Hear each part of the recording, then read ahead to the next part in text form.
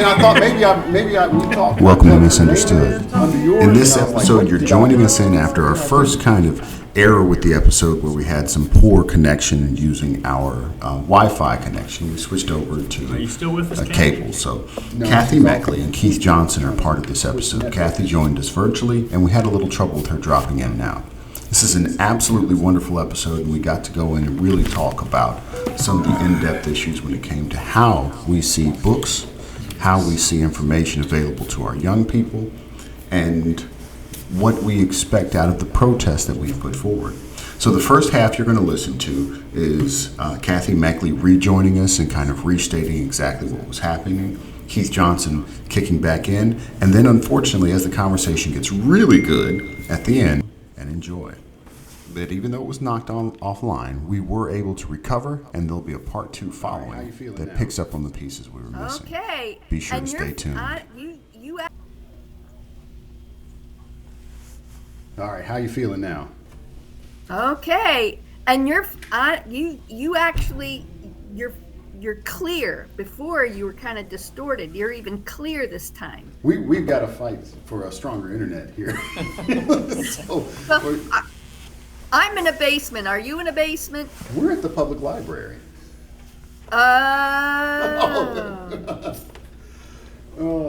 So now we're just using my hotspot. So I'm going to kind of start from the very beginning, if you don't mind. Say your names into the microphone. Okay. And Cathy, how do you go first?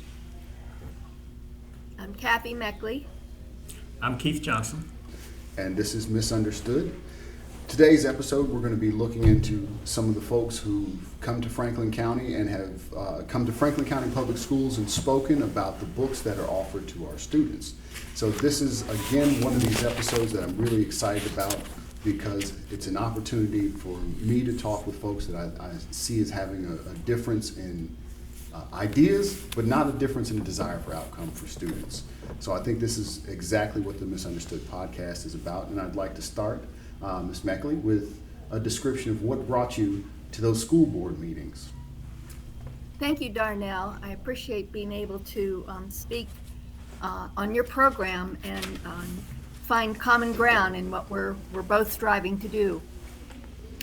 First, I want to say I'm an advocate for parental rights and also for the students to have access to beneficial, educational, and wholesome books in the schools and in the school libraries. What brought me to this was back when I was raising my 2 boys. My son, when he was in 9th grade, came home with a book called The Intruders. I believe that's what the book was. It was 25 years ago, so my memory might not be too good. But anyhow, it was just filled with explicitives.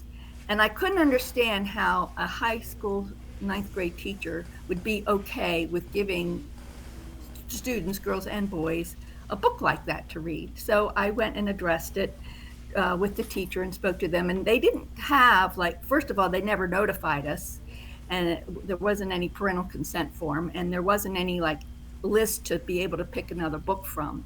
So that was what first alerted me to watching the content in schools.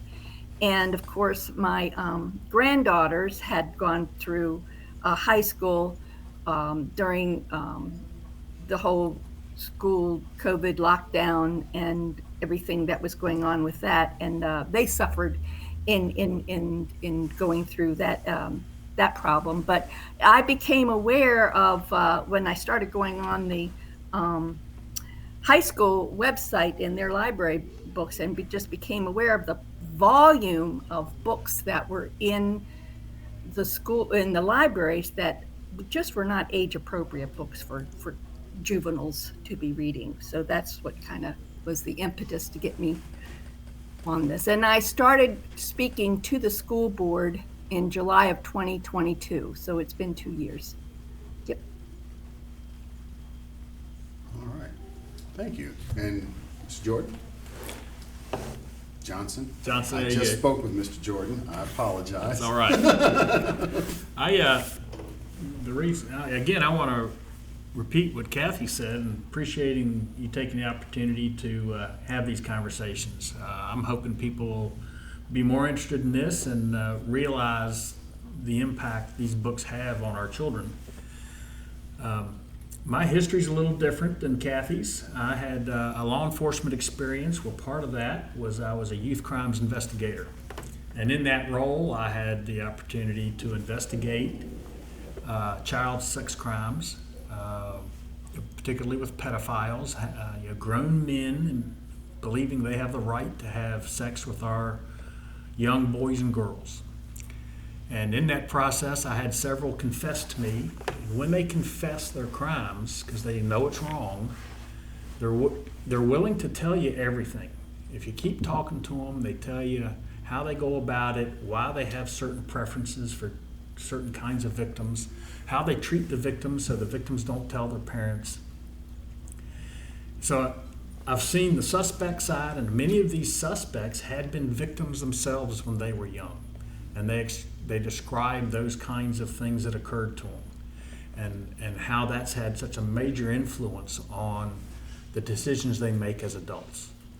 And almost exclusively, I don't think I had a single case that didn't have pornography as being a major part of the pedophile's life. When he doesn't have a victim, they heavily use pornography to fill their fantasies, and they use pornography to help them, as well as chat groups. Back then, they used public libraries to meet and discuss and give each other tips on how to find victims that they could abuse. So I found this to be predatory. And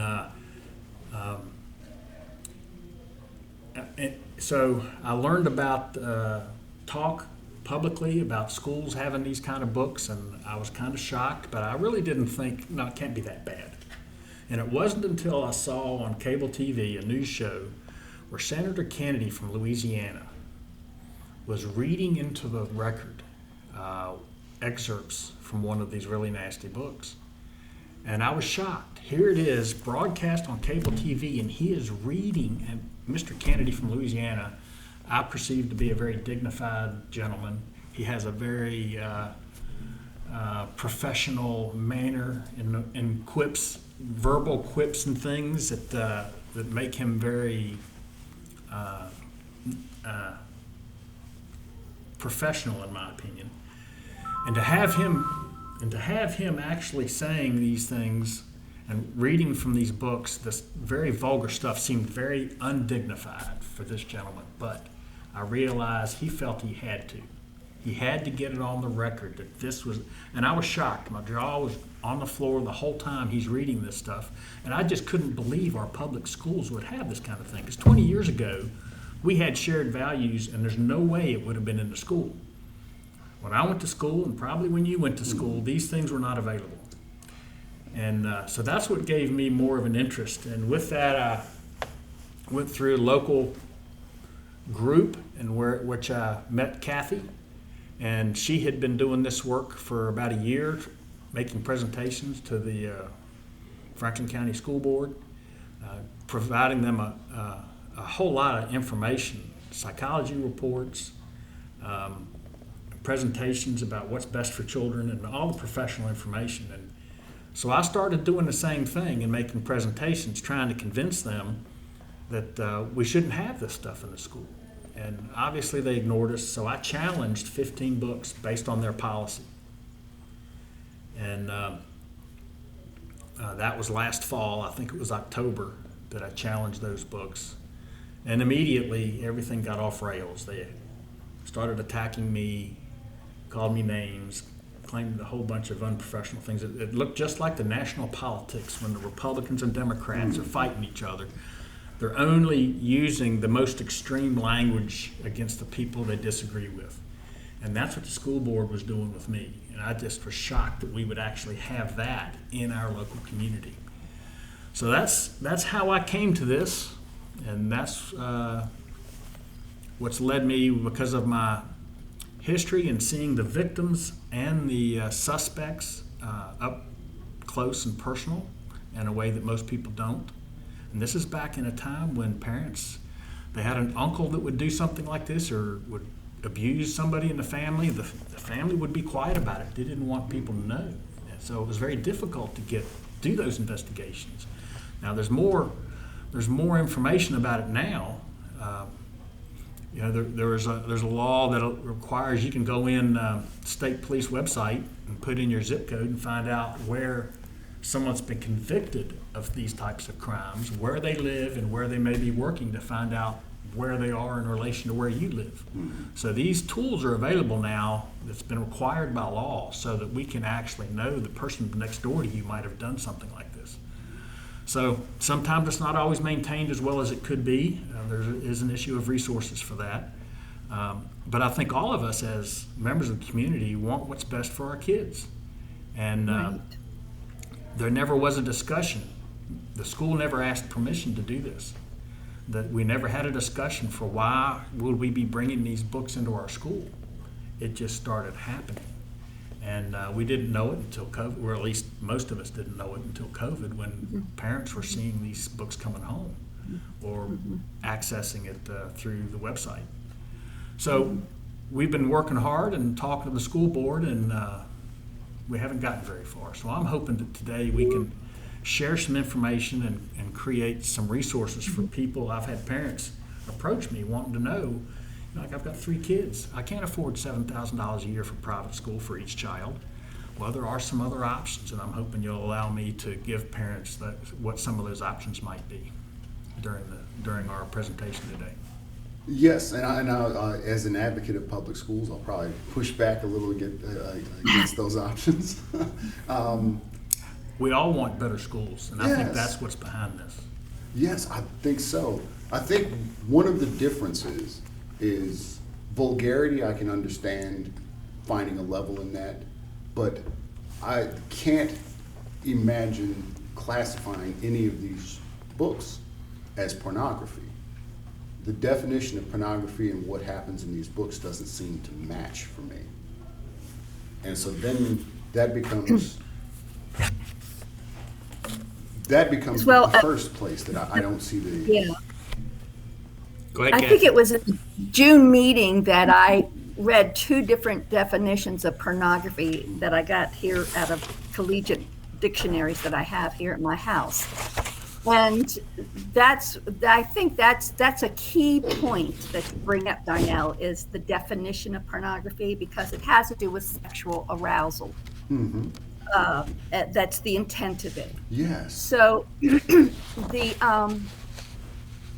as I mentioned earlier, I raised 2 sons. Mhm. I was 15 once and dated young teenage boys.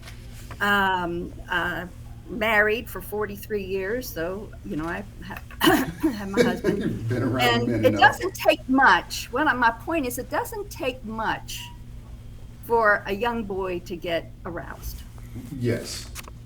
Okay, Darnell, I'm sure you can Yes. testify to that. I agree and understand. Yes. So when you have content in books that is, they're thinking they're reading an everyday story book, whatever, but it starts to get very detailed, very graphic. And I have examples, like the hand slides down the pants and she gets extra moist and, goes on, and I won't go any farther than that. But that for a young man can cause arousal. And where do you draw the line when you say if it stimulates sexual arousal? At what point do you say, are you going to go to first base? Are you going to go to second base? Is third base okay? Or are we going to do a home run?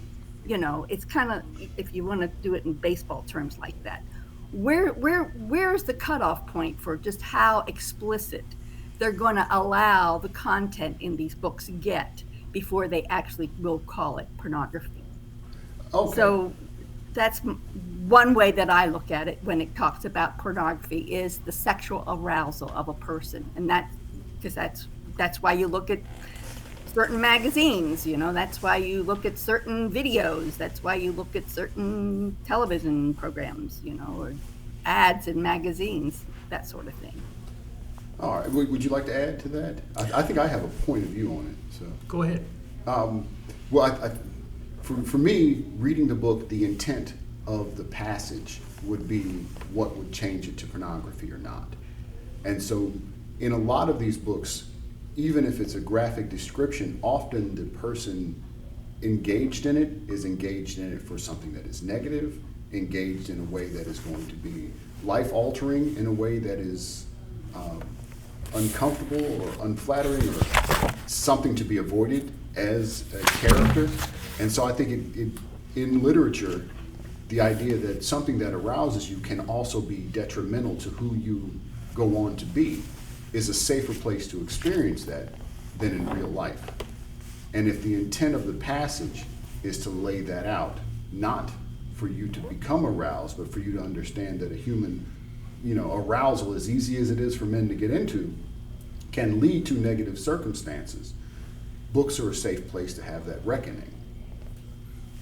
So what is the age of a child where they are mature enough for that, and who gets to decide?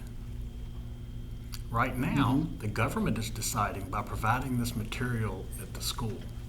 And I would suggest to you it's the parent's choice. Now, when you're talking about definitions, we're bound by the definition.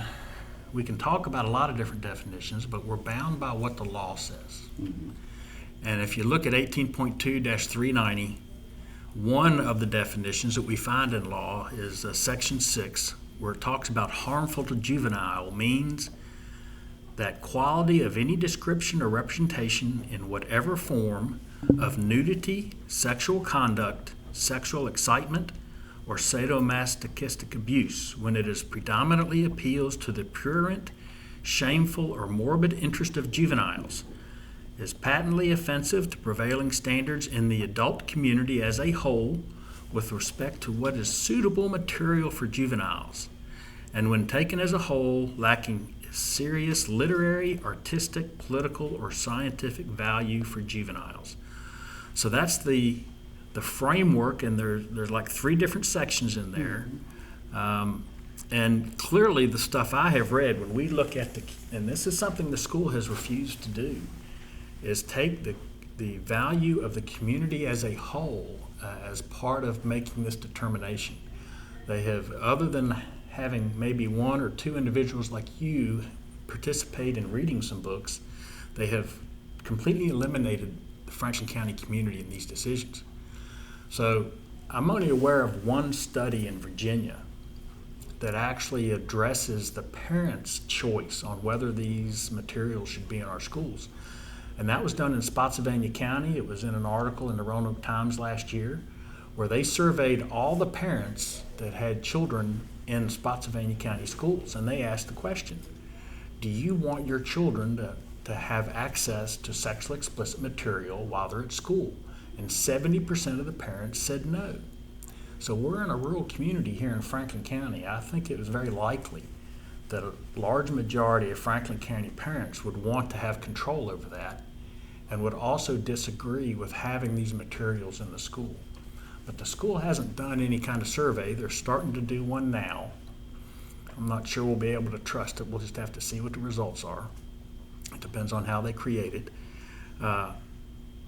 That's the piece that's missing. You and I might disagree on what's pornography. But we should agree that if we make an error in that, it should be to the safety of the child. So we don't want to, in my judgment, we don't want to expose a child to something they're not mature enough for yet, because children mature at different rates. So if we're going to make a mistake, it would be that I would hope we would make the mistake that, well, we don't give them access to that until maybe they get out of high school. When they're 18, they can do things, but if there's any question, it should be avoiding creating possible harm.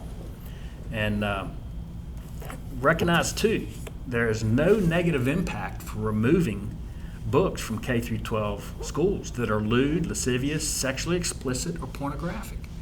There can be a negative impact on children for placing these kind of books in K through 12 schools. because some children are not mature enough. I've tried to talk to parents that have removed, in Franklin County, about 20% of our student population has left because parents have been removing their children, putting them in private school and putting them in homeschooling. One number I was given, now the school says it's about 1,500, but I had Board of Supervisors tell me that it's been about 2,200 students have been removed. And when I talk to these parents to find out why, there's a variety of reasons, but primarily when they have a concern and they try to talk to the school gives major pushback. It's not like they're able to talk and find a resolution. That's why they leave. Now, the one that talked to me the other day, it was this past year, they had a kindergartner, and a child came home telling, Mommy wants to know, what'd you learn in school today? He says, well, Mommy, did you know that boys can marry boys? So Mom took her, she never talked to the school about it. She just never returned the child to school, and she made other responsibilities. So when the school is imposing its own woke value judgments on such young children, it contradicts, the values of the parents. The parent doesn't seem to have a choice. They're already paying for the school, but the only choice they have now is they either have to take the effort or the money to provide a different option.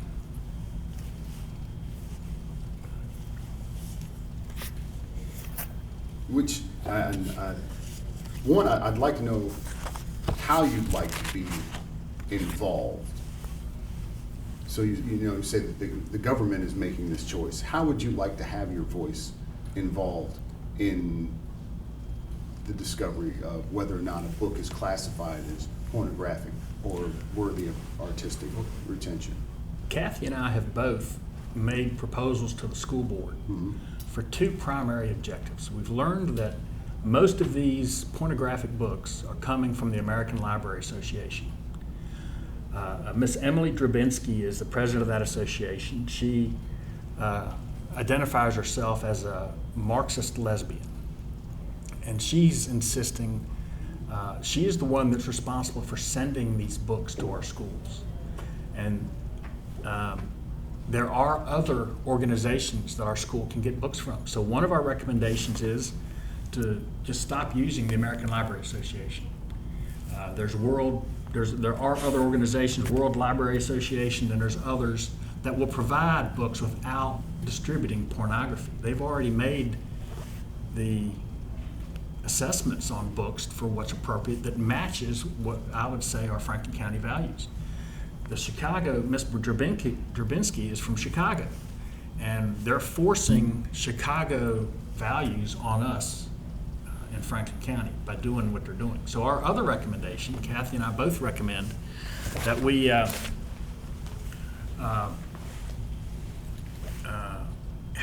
we have asked the school to create a citizen committee to review the books in question, as well as looking at the books that are currently there, but also set it up so that they can see new books coming in. This committee would be made up of each school board member could pick somebody that they trust from the community. I mean, Ms. Meckley is connected with the group. We've got many volunteers that are willing to do this.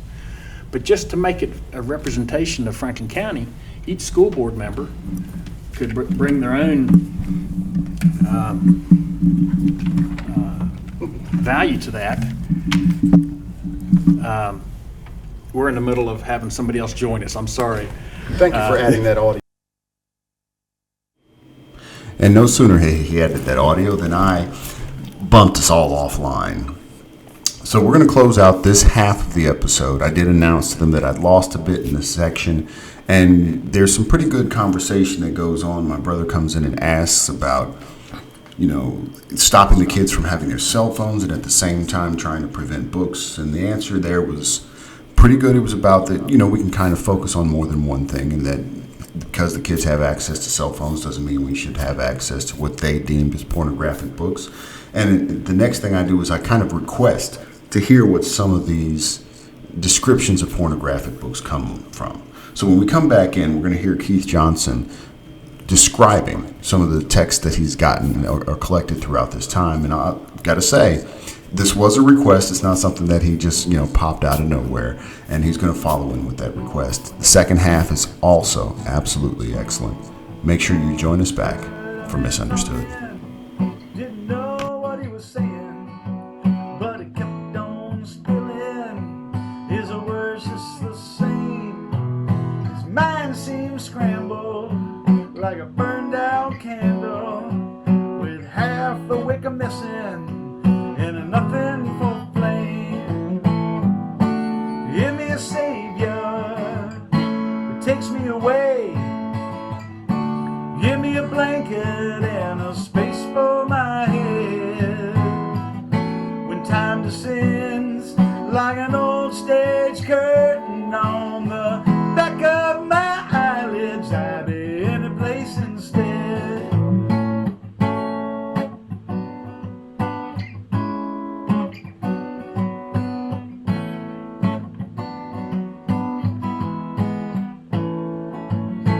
Just kept rambling, talking 19 to the dozen, like a worn out needle, tripping right across that groove. He said there's a silence that's creeping in darkness, but why look for answers when there's nothing to prove? Give me a savior that takes me away. Give me a blanket and a space for my head. When time descends like an old stage curtain on the back of my eyelids, I'll be in a place instead.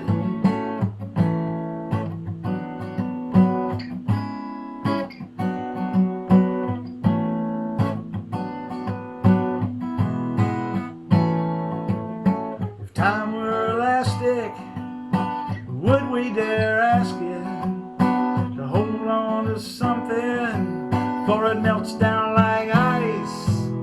And if we could listen, we'd hear back the laughter, 'cause no one ever wades through the same river twice.